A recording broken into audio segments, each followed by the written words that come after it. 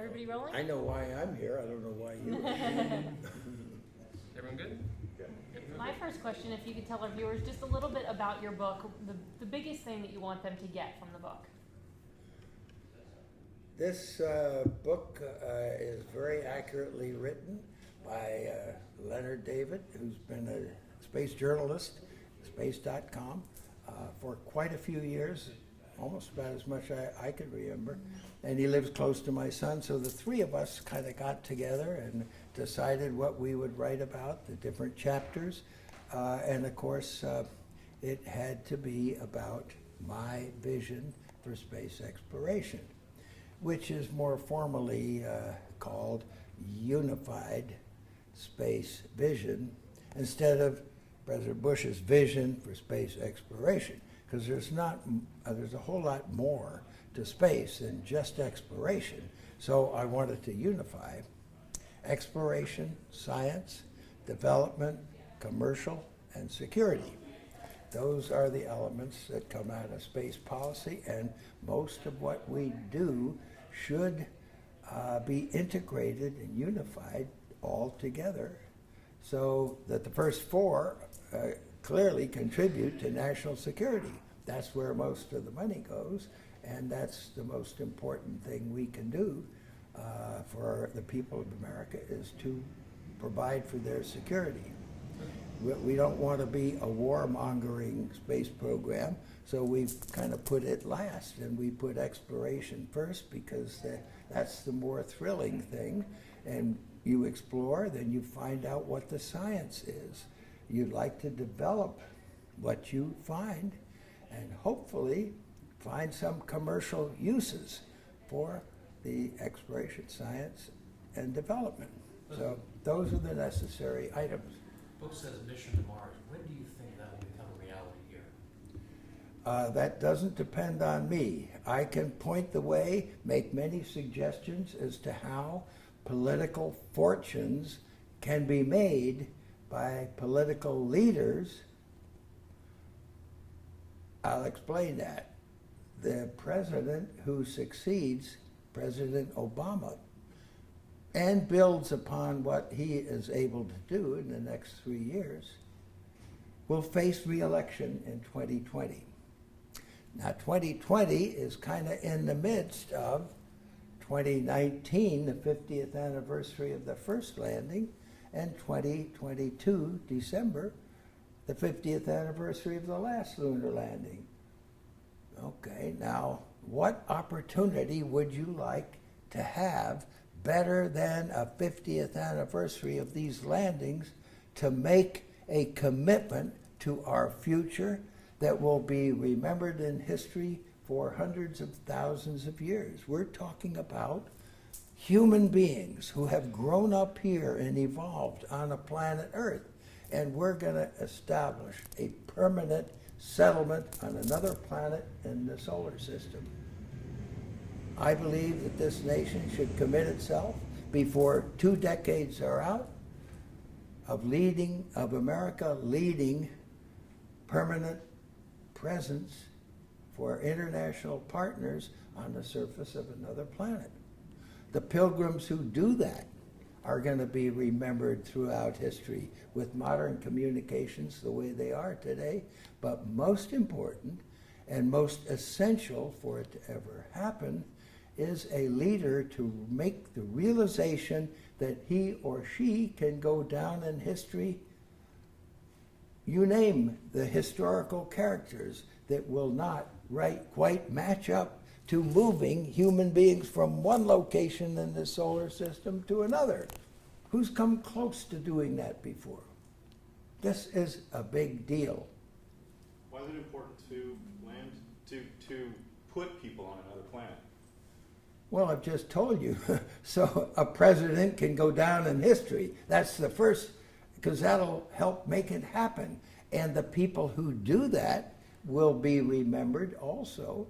The benefits that the leading nation is able to derive from putting together the capability to do this will be leading the world again in those critical subjects of science, technology, engineering, and math. The United States was right at the top after the Apollo missions. Not there anymore. We need inspiration to develop the next generations that will be carrying out what we leave them to carry out. Based on what you just said, what is your thoughts on the current condition of the U.S. space program? The current condition of the U.S. space program is the result of many good things that happened that led to the satisfaction, the enjoyment, the celebrity of reaching the moon with human beings before the Soviet Union did. Hey, Scott, it's James. Scott. Now, since that time, I could give you just many examples of where we have charted a course and then found that it was improperly charted for various reasons, a lot of them short-term political reasons. And because of that, we've had to cease whatever that program was, modify it, and then find it didn't quite succeed. And that goes from right after Apollo, before I left NASA in 1970. And it continues into the necessity of, in a hurry, coming up with a space shuttle system that hasn't lived up to its expectations, killed 2 different crews, and then we decided that we needed to retire this element.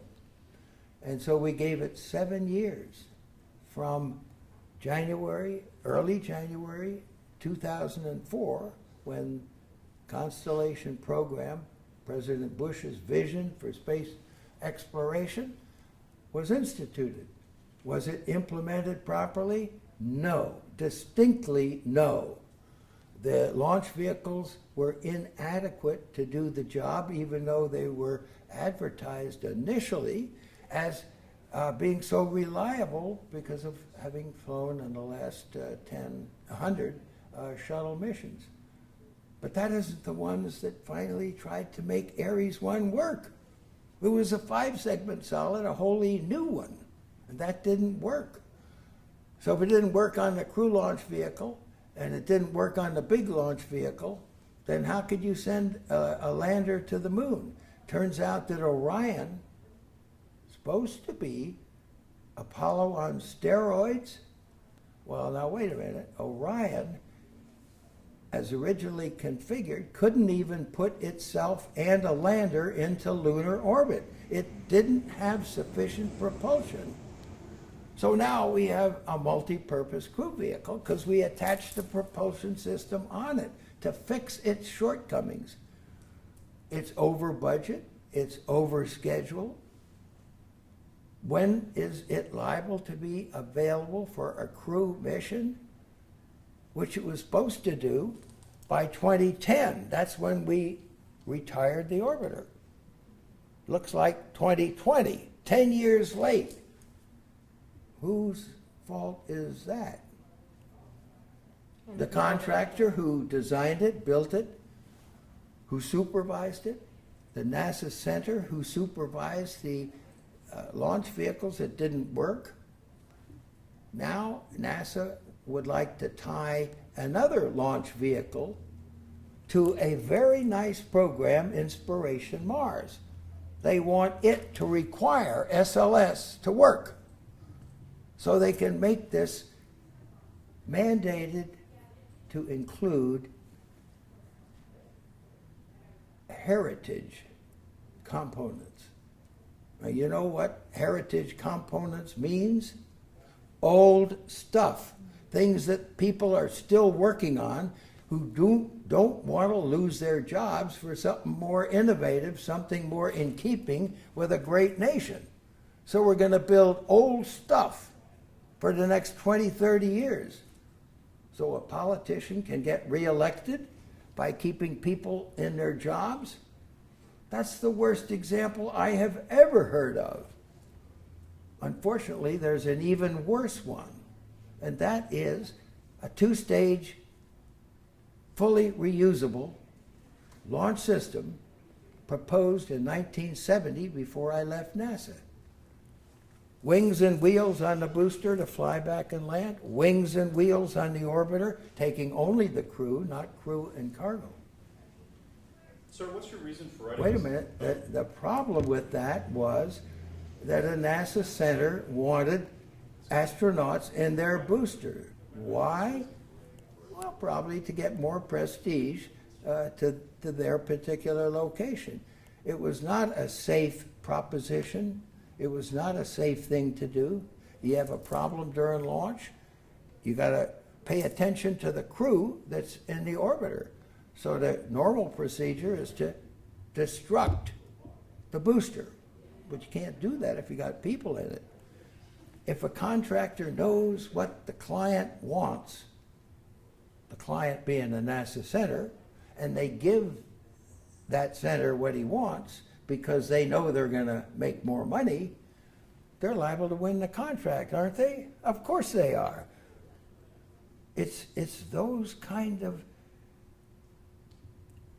grease my hand and I'll help you get reelected that have put us in the position we're in now, where we have to finance the Russian space program in order to get our people up to our $100 billion space station. That's not very neat results of the last several administrations. And in order to make it worse, people now want to do, again, putting NASA astronauts back on the moon again with an Orion that wasn't designed to do that, and we have to design another big lander to put the fuel in the lander, or something else kind of new and novel, so that we can keep the space launch system with heritage components expensive and not modernistic, not compatible with a great nation who wants to be a leader in space. Mars One says they're going to send people to a Mars colony by 2023. Do you worry that private industry is going to beat the U.S. government, or any other government for that matter, to Mars and beyond? No, I'm not particularly worried. The effort that it takes to go to Mars, just like the effort that it took to get to the moon, is a national commitment and carried out by the full forces of that nation, bringing together the other international partners. A stunt of going to Mars and coming back again interferes with a national program. And you can only imagine what the purposes are of an individual taking his company and landing on the moon and then coming back. Now, what's the purpose of Mars One? Well, it's a reality show, I guess. The selection of 4 people out of all these people who have volunteered. It may make some money out of those people who have volunteered. It may get the point across that when we send human beings from Earth there, it's very difficult to bring them back. So why not send them there and leave them there to build up a permanence? We'd like to do that, okay? But I don't think calling it a one-way trip is quite appropriate. Hey, my son is going off on a one-way trip to Mars. No, he's going there to be one of the permanent settlers of a new colony of human beings on another planet, okay? That's the real interpretation. Have I seen anything that indicates that the Mars One organization has anywhere near the capability of being able to do what they claim they can do? I haven't seen a single thing. And that worries me, because if we get good indications that going to Mars for permanence is a good thing, and then it falls on its face because it didn't plan how to do that, then maybe it gives permanence at Mars a bad name. I'm worried about that. But getting the word out to people thinking about other individuals who would volunteer to do that, that's a good idea. But doing something flimsy just for a reality show or whatever is to be gained by saying to the world, look at how many people volunteered for my Mars One program. How am I going to get them there? Well, I don't know. I don't care. I just got all these people to volunteer. I think there are many aspects of that that are irresponsible. Now let's contrast that with the private sector determination to select a married couple to get along for 500 days, to leave at the right timing, to fly by Mars and excite the people back here. I know that they will have a backup crew, and I've already got a mission in mind for what that backup crew can do with the backup spacecraft. You don't just put something together with one crew and they either go or they don't. We've never done that before. We do it in a very determined and very logical way, and I want to help them because it's going to help convince the American people that we're on the right track, reaching outward as our capabilities can be established and proven and high reliability. When President Obama said, let's go on a human mission to an asteroid in 2025, he didn't say that after having said, we're going to send NASA astronauts back to the moon. No, he said, we're going to expand outward to new horizons. We're going to orbit Mars and eventually land on Mars. What was the purpose of sending a human mission to an asteroid? Not to check out the asteroid, not to examine it, but to test the spacecraft, the interplanetary spacecraft, a little further away from the moon in gradual increments and gradual missions to establish its reliability. To do what? To carry a crew to the moon of Mars, having a guaranteed way back before they leave, and then we build up an observation control base on the moon of Mars. Why? Because that's what we did at the moon with the Earth-Moon libration point on the far side. And we put people there who could then demonstrate how to assemble the base on the moon. Where did they learn how to do that? On the big island of Hawaii, where you can make a lot of mistakes. Control through a satellite, bring things together from their relative location, landing points, and have them interconnect. If they don't fit, fix it. Connect the electricity. If that doesn't work, fix it. We prove things out in a location where we can really learn what it is we're doing in a very difficult task, moving things over an uneven surface, connecting them together. These aren't small little spacecraft, these are big habitats. And if we, as a nation, learn how to do that, we'll clearly be leaders in going wherever else we want to go, specifically Mars. So these are the stepping stones that we really need to emphasize to develop the spacecraft, the interplanetary spacecraft. Now, you've heard about the cycler that's going to go around and deliver people by swinging by the Earth in its full, complete fashion, picking up a lander. In 5 to 6 months, the lander gets off, it swings by Mars, and it continues out there to come back again. Now, with two cyclers, you get much greater flexibility out of this. You get to swing by the Earth without putting people on board, but resupplying the cycler. Then a year and a half later, it comes by and picks up a crew and drops them off. There are great advantages to looking more closely at one way of doing things.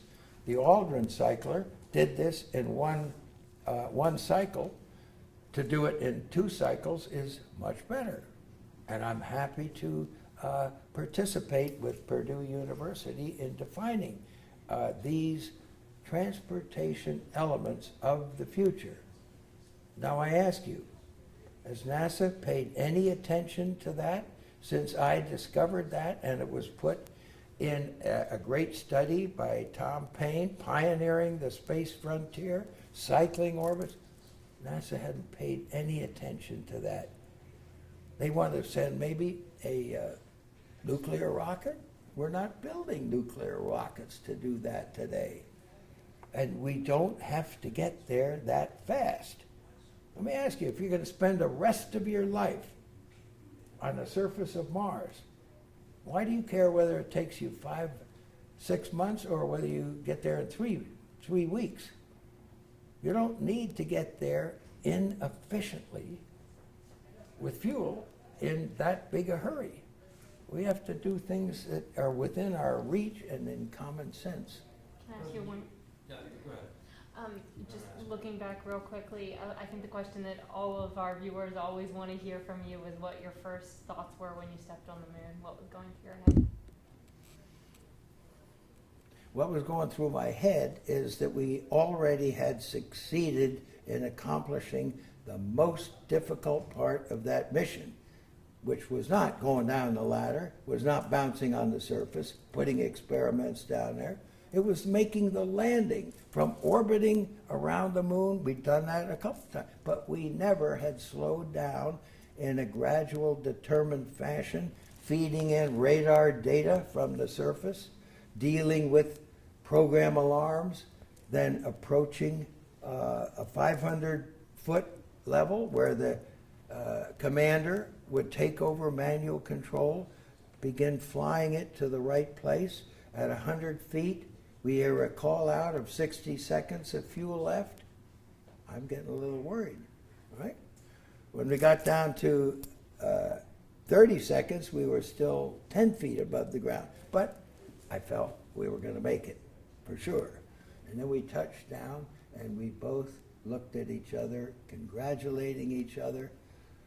That was the most striking moment of that first expedition to land human beings on the moon.